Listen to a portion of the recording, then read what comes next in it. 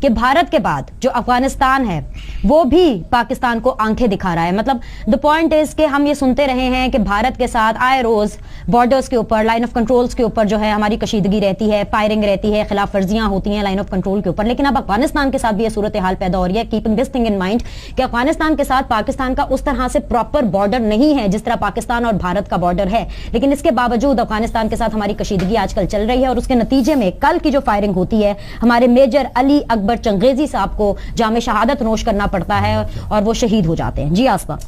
हाँ बिल्कुल बिनेश, बहुत एक तो बहुत शुक्रिया आपका, लेकिन ये सूरत हाल बड़ी संगीन हो गई है। देखिए हम इस वक्त जिस सूरत हाल के अंदर हैं, 3 हमारे हमसाए हमसे नाराज है। एक अफगानिस्तान है, दूसरा ईरान है जिसको कि हमने रिसेंटली नाराज किया और तीसरा हमारा हमसाया हिंदुस्तान है। और इन तीनों का आपस में गठजोड़ भी पाकिस्तान के खिलाफ है। एक चाइना है जो कि हमारे साथ है, लेकिन ज़्यादा उसका फासला इतना ज्यादा है कि हम ये नहीं कह सकते कि इमीडिएटली जो है वो हमें कोई रिस्पॉन्स उस तरफ से आ सकेगा। सो अफगानिस्तान की तरफ से हमला होना पाकिस्तान के ऊपर, और वो भी सिर्फ इस बात के ऊपर कि पाकिस्तान अपनी जो 39 मीटर्स अंदर अपनी चेक पोस्ट बना रहा था, उसके ऊपर उन्होंने रिएक्ट किया, जिसके नतीजे में एक फौजी उनका शहीद हुआ, हलाक हुआ, एक हमारा शहीद हुआ। और कल जिस तरह से उनको जब दफनाया गया तो आज वहां पे बहुत ज्यादा पाकिस्तान के खिलाफ नारे लगाए गए और जिस तरह से पाकिस्तान के परचम को नजर आतिश वहां पे किया गया, तो ये एक एंगर और एक पाकिस्तान के खिलाफ नफरत जो है अफगानिस्तान की, जो ना समझ में आने वाली है, वो एकदम से उजागर हो गई है। ठीक है, हमें अपनी फॉरेन पॉलिसी को भी देखना चाहिए और बिल्कुल अगर हम सिंसियर हैं हमें अपनी ही फॉरेन पॉलिसी को देखना चाहिए, लेकिन अफगानिस्तान की तरफ से इस तरह के अटैक्स नेचुरली इस सूरत में काबिल कबूल नहीं है, जबकि एक बड़ी तादाद अफगानियों की खुद पाकिस्तान के अंदर अब भी मौजूद है और हर मुश्किल वक्त में पाकिस्तान अफगानिस्तान के काम आए। सो एक तो ये नुक्ता नजर है। दूसरा नुक्ता नजर ये है कि पाकिस्तान क्यों ऐसी नौबत आई कि अफगानिस्तान पाकिस्तान के ऊपर अटैक कर रहा है, क्यों ऐसी नौबत आई है कि ईरान हमारे खिलाफ जा रहा है, और क्यों ऐसी नौबत आई है कि अफगानिस्तान जो है, हिंदुस्तान जो है वो तो हमेशा ही आंखें दिखाता रहा, लेकिन अब तीनों का गठजोड़ भी हो गया। तो सबसे इंपॉर्टेंट बात यह है कि पाकिस्तान की जो खारजा पॉलिसी है वो बिल्कुल इस वक्त नाकाम है। मुझे बहुत अफसोस के साथ कहना पड़ रहा है कि ये खारजा पॉलिसी पाकिस्तान को कहीं भी इस वक्त नजर नहीं आ रही। उसकी वजह यह कि पॉलिटिकल गवर्नमेंट के पास खारजा पॉलिसी है नहीं, और जिनके पास खारजा पॉलिसी है नेचुरली उनको इतना तजुर्बा नहीं है। सो इस वक्त एक अजीब सी सूरत हाल है जिसका नुकसान पाकिस्तान को बहुत ज्यादा हो सकता है। नुकसान बिल्कुल हो सकता है और हम देख भी रहे हैं कि अभी तक नुकसान हो भी रहा है, और हम सिर्फ महज क्या कर रहे हैं कि हम एहतजाज कर रहे हैं उनके एम्बेसडर को बुला के। एजाज चौधरी साहब आपका टेक करूंगी, फिर अब्दुल मनान साहब के पास जाऊंगी। एजाज साहब, खारजा पॉलिसी हमारी कौन बनाता है? बहुत शुक्रिया बेनिश। अगर पाकिस्तान की सियासत पर सरसरी सी भी नज़र रखें तो आपको अंदाज़ा हो जाएगा कि पाकिस्तान की कोई मुस्तकिल खारजा पॉलिसी नहीं रही है, और हालात के दबाव के तहत हम इसे मुख्तलिफ औक़ात में बनाते हैं और फिर तब्दील होती रहती है। पहली बात तो ये कि ये जो अफ़गानिस्तान का क़ज़िया है, इसे शुरू हुए तकरीबन 35-40 बरस हो गए, ये आज की बात नहीं है। और जिस कदर पाकिस्तान ने अफ़गानिस्तान की मदद की है, यानी हमारी आर्म्ड फोर्सेस ने, पाकिस्तानी कौम ने जितना रेजिलियंस और जितना अपनी वसत शो की है पाकिस्तानियों ने, मैं समझता हूँ कि तारीख़ के अंदर इसकी बड़ी कम मिसाल मिलती है। और अफ़गानिस्तान से तो कभी ये तवक्को ही नहीं रखी जा सकती थी कि वो इस तरह का कोई ऐसा रवैया इख्तियार करेगा जिसे पाकिस्तान को हिट करेगा। आज भी मेरा ख्याल है कि कमोबेश तादाद के ऊपर इख्तलाफ हो सकता है, 20 से 25 लाख अफ़गान जो हैं पाकिस्तान के अंदर हैं, और मुमकिन है 1-1.5 मिलियन जो है वो पाकिस्तान के अंदर खप चुके हों, पाकिस्तानी बन चुके हैं। इसलिए मैं समझता हूँ कि बैसियत मजमूई तो ये एक बड़ा तकलीफ दे हमारा है, लेकिन इसका सारा जो जवाल है ये किस पे पढ़ना चाहिए? ये हमारे सारे हुकूमतें जितनी भी गुजरी हैं उन्होंने पाकिस्तानी मफाद को पेश नज़र रखने की बजाय दूसरों के मफादात को पेश नज़र रखा है। यानी जब अफ़गान स्ट्रगल थी और सोवियत रूस के ख़िलाफ़ थी, तो यहाँ पर एक प्रॉक्सी वॉर हो रही थी अमेरिका और रूस के दरमियान। हम बुरी तरह उसके अंदर फंस गए थे। नहीं, लेकिन अभी जिस तरह से आप बात कर रहे हैं कि आपको ये लगता है कि जो हमारी जो खारजा पॉलिसी है वो गवर्नमेंट्स बना रही है। मैं कह रहा हूँ अगर आप सारी बात सुन लें तो खारजा पॉलिसी जो है पहले रोज से इसकी बुनियादी ईंट ही गलत रखी गई है। यानी अगर अमेरिका की खुशनुदी के लिए हम जिहाद करते रहे और कोई 20-25 बरस उसमें लगे, उसके बाद पाकिस्तान उस सारी दहशतगर्दी का शिकार हो गया, फिर हमें खुद ही समझ नहीं आ रही थी कि इससे अपनी जान छुड़ाई कैसे जाए। लेकिन अमेरिका ने पाकिस्तान की कोई मदद नहीं की है। अलमनाक पहलू ये है। उसके बाद क्या हुआ है, हम उसके फ्रंट लाइन एलाई जरूर हैं, लेकिन उसके ताल्लुकात इंडिया से हमसे ज्यादा बन गए हैं। इतना लंबा वक्फा ईरान के साथ वो दूर रहा है, लेकिन हमें इस वक्त ये लग रहा है कि खुदा न खास्ता ईरान भी ताल्लुकात के एतबार से आगे गुजर गया है। यानी हम अपने रीजन के अंदर आइसोलेट है। ना इंडिया हमारे साथ, ना अफगानिस्तान हमारे साथ, ना ईरान हमारे साथ, ना अमेरिका हमारे साथ। अब मुझे बताइए कि पाकिस्तान की हुकूमतें, मैं इसकी नहीं बात कर रहा, मुझे बताएं कि उन्होंने क्या खारजा पॉलिसी तश्कील दी। इसलिए मैं कहता हूं कि हमेशा हालात के दबाव के अंदर होती है। कोई अपनी मिलिट्री एक्सटेंशन चाहता है, आप हुकूमतों की बात कर रहे हैं, लेकिन हमें हमारे यहाँ पे तो डिबेट यही होती रहती है कि खारजा पॉलिसी कहीं और से बन के आती है या कोई और हमारी खारजा पॉलिसी बनाता है। हुकूमतें इतनी इंडिपेंडेंट है नहीं, हुकूमत तो डिपेंडेंट है खारजा पॉलिसी के हवाले से। मनान साहब, आपकी तरफ आ रही हूँ। सर, क्या बेहतर ना होता कि जो इतना बड़ा वाकया हो गया, क्योंकि हम लोगों ने अपना एक मेजर गवा दिया, हमारे एक मेजर शहीद हो गए, और जिस तरह से नफरत अंगेजी हम देख रहे हैं, आसमान ने उसकी तरफ इशारा भी किया कि वहां पे परचम चलाए जा रहे हैं, यहां पर हम उस तरह का कोई एहतजाज नहीं देख रहे जब हमारे मेजर को शहीद किया जाता है। बट द पॉइंट इज कि क्या बेहतर ना होता कि मिस्टर प्राइम मिनिस्टर, अल्लाह ताला उन्हें सेहत दे, शिफा दे, वो जल्द पाकिस्तान आए, वो एक कोई तगड़ा बयान दे देते। बिस्मिल्लाहिर्रहमान। देखें, पार्टी की हदायत पे उसी वक्त पार्लियामेंट में इस पे दुख, गम और अफगानिस्तान के खिलाफ करारदाद आई, और मेजर अली अकबर शहीद चंगेजी के दुख में हमें भी अब भी उसी दुख का इजहार हो रहा है, क्योंकि ये पूरी फैमिली फौज में है। उनके वालिद साहब ब्रिगेडियर रिटायर हुए और उनके 2 भाई अभी भी मेजर हैं। वो एक मुजाहिदों का ख़ानदान है। लेकिन बात यह है कि अभी इजाज़ चौधरी साहब बिल्कुल सही फरमा रहे थे कि हम किसी और की गेम खेल रहे हैं। मुझे आज भी याद है, या मेरी उम्र के जो लोग हैं, कि जनाब वो छठा बैरी बेरा आ रहा है और मशरकी पाकिस्तान को अलहदा कर दिया गया। उस वक़्त भी अमेरिका ने हिंदुस्तान का साथ दिया, मुक्ति बानी का साथ दिया। अब हमने, हमारी सिविल और मिलिट्री एडमिनिस्ट्रेशन ने, हम ये नहीं कह सकते कि खारजा पॉलिसी नाकाम है। अशरफ गनी साहब के साथ और अब्दुल्ला के साथ बे अच्छे तल्लुकात किए, बाईलैटरल विजिट्स भी हुए, एक्सचेंज भी हुए, हमारे चीफ ऑफ आर्मी स्टाफ भी गए, हमारे वजीर खारजा भी गए, हमारे वजीर दफा भी गए, तमाम वहाँ आना जाना लगा रहा। और जो तालिबान पीस टाक था, उसके लिए भी पाकिस्तान ने बतौर मेज़बान अपना मुल्क, अपना घर, मरी और एक और जगह पेश किया। लेकिन बात यह है कि सोचने की बात है कि आखिर हम कब तक अमेरिका पे एतबार करते रहेंगे, क्योंकि हम मुसलमान हैं। और इससे किसी को इनकार नहीं कि कुरान करीम में अल्लाह ताला फरमाते हैं कि यहूद व नसारा का एतबार ना करो, ये तुम्हारे दोस्त नहीं हो सकते। अगर हमने सिर्फ सियासत बाय सियासत करनी है और कुरान करीम को छोड़ देना है, तो हमारा मुकद्दर तबाही है। हमारा मुकद्दर बेहतरी उसी वक्त बनेगा जब हम अल्लाह के बनाए हुए रास्ते पे चलेंगे। और इंशाअल्लाह ताला मैं बिल्कुल मुत्तफिक हूँ आसमा बीबी से भी और इजाज़ चौधरी साहब से भी कि आज हमें बैठकर दोबारा पाकिस्तान की सियासी और फौजी क़यादत को एक राह मुतय्यन करनी होगी। ये सब कुछ क्यों हुआ है? ये क्यों अमेरिका में मोदी साहब गए? ये क्यों ईरान में तीनों मुल्कों के सरबराह अशरफ गनी, मोदी और सदर रूहानी इकट्ठे हुए?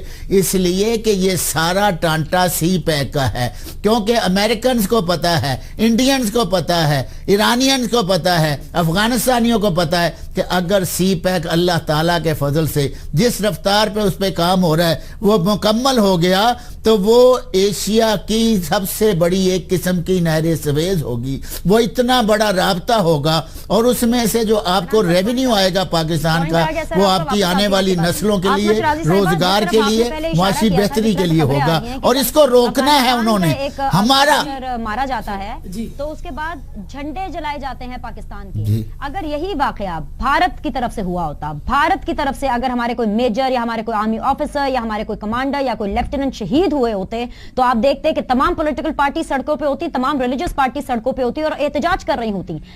अफगानिस्तान में नफरत पनप रही है, बोल रही है, पीक पर है, आप खुद ही इसके बारे में कह चुकी हैं। लेकिन पाकिस्तान में इतनी अपनायत क्यों है अफगानिस्तान के लिए? This is a big question जिसका मुझे आज आंसर आप ही समझा सकती हैं।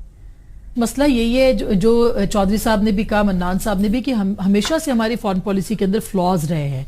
हम अफगानिस्तान को 5वां सूबा बनाना चाहते थे। ये अलग बात है कि वो 5वां सूबा बनाते बनाते अपने 4 जो हैं वो कमजोर हो गए। तो स्ट्रेटेजिक डेप्थ जो हमने जिस तरह बनानी चाहिए वो गलत थी। एक स्ट्रेटेजिक डेप्थ मोदी जी कर रहे हैं। अब देखिए, अगर किसी ने अच्छा काम किया उसको सराहना चाहिए। हमें अपने दुश्मनों से भी सीखना चाहिए कि कितनी अच्छी पॉलिसी है कि सऊदी अरब का सबसे बड़ा जो एजाज है वो नरेंद्र मोदी को मिल रहा है। ईरान के सदर के साथ बैठ के कितने बड़े बड़े मुआहदे जो हैं वो हिंदुस्तान कर रहा है। अफगानिस्तान के अंदर उनकी स्ट्रेटेजिक डेप्थ जो है वो इस हद तक है कि वहां पे बड़े बड़े डैम और सड़कें जो है वो, इसके साथ साथ जितने मीडिया के हवाले से जितना उनका कल्चरल इन्फ्लुएंस बढ़ गया है वो सब के सब हिंदुस्तान कर रहा है। तो हमने कहां पे कोशिशें की हैं। आप रिसेंटली आपने सवाल पूछा था पॉलिसी बना कौन रहा है। आपने एक तस्वीर देखी होगी जिसमें जनरल राहील शरीफ के सामने हमारी काबीना बैठी हुई है और बॉडी लैंग्वेज आपने महसूस की होगी कि न्यूक्लियर सप्लाई ग्रुप के अंदर आप नहीं हैं, आपको फेंक दिया गया बिल्कुल मक्खी की तरह बाहर। इसी तरह आप अपने हमसायों के साथ नाराज हैं और फिर आपको बुला के कहा जा रहा है कि आप अपनी जो पॉलिसी है वो ठीक कर लें। तो एक रियासत के अंदर सिर्फ एक रियासत या एक हुकूमत काम कर सकती है।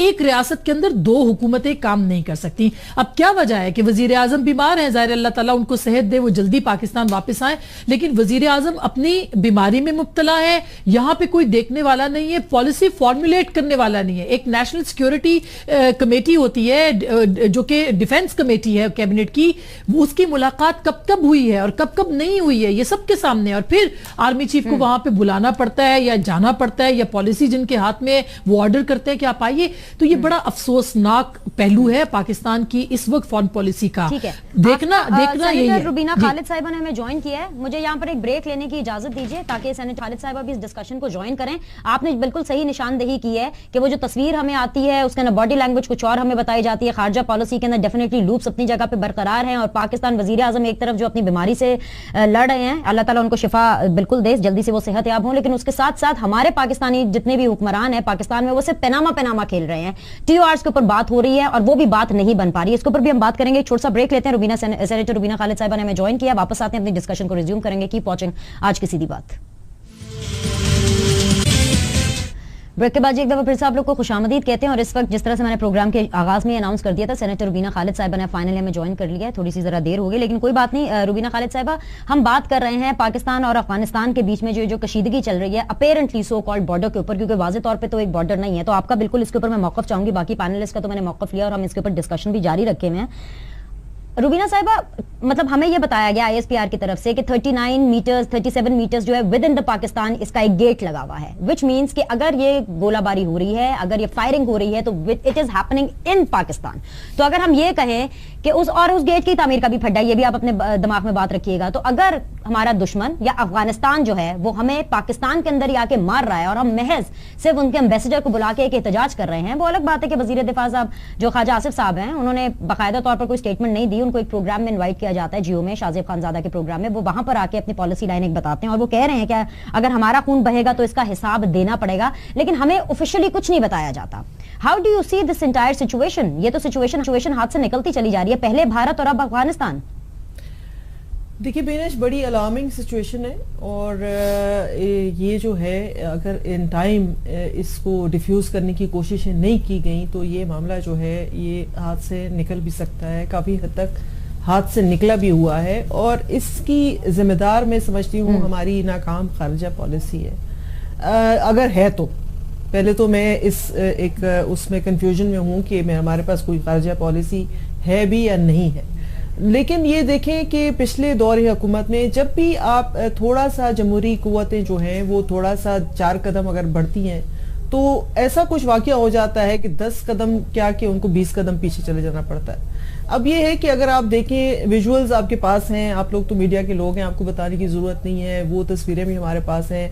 हमारे दौरे हुकूमत की, जहाँ पे तब के हमारे जो सदर पाकिस्तान थे आसिफ अली जरदारी साहब, साथ में ईरान के और साथ में जो हेड कर रहे थे अफगानिस्तान को, उनके विजुअल्स हैं और अच्छे माहौल में हैं, दोस्ताना माहौल में हैं। फिर उस वक्त में हमने एक बड़ी अच्छी जो काविश थी वो हमारी रशिया के साथ जो थी वो एक अच्छी क्लोजनेस शुरू हो गई थी, एक फिर से वो रिवाइवल था, इंटर रीजनल हार्मनी की जब हम बात करते हैं वो था। लेकिन अब कुछ सालों से हम देखते आ रहे हैं कि आप बिल्कुल आइसोलेशन की तरफ फिर से चले गए हैं। ईरान के साथ भी देख लें, आपके ताल्लुकात कोई बड़े ही जो है वो काबिल मतलब फ़ख्र या नाज के नहीं है, वहाँ भी टेंशन है।